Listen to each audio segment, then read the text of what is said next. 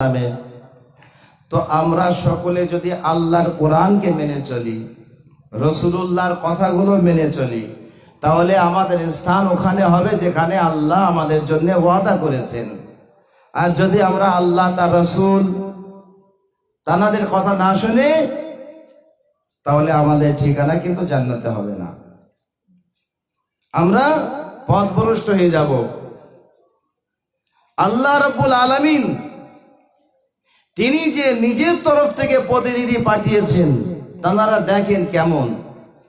আমরা ছোট ছোট জিনিস বারবার শুনি, কিন্তু এর মধ্যে অনেক গভীর মানে।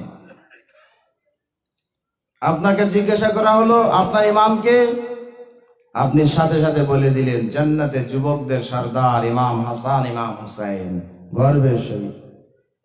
আপনাকে জিজ্ঞাসা করা হলো আপনি যে জান্নাতে দাওয়া করছেন, আপনাদের মহিলাদের সে সম্রাজ্ঞী কে হবে, আপনি গর্বের সাথে বলে দিলেন কে ফাতেমাতুজ জাহরা, তিনি হলেন জান্নাতের নারীদের সম্রাজ্ঞী।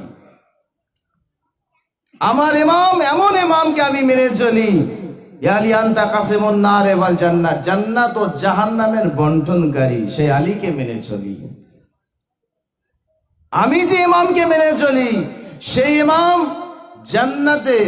জান্নাতের বাদশা। অতএব যদি এদের দামানকে ছেড়ে দেওয়া হয়, তাহলে কিন্তু পথভ্রষ্ট হতে হবে।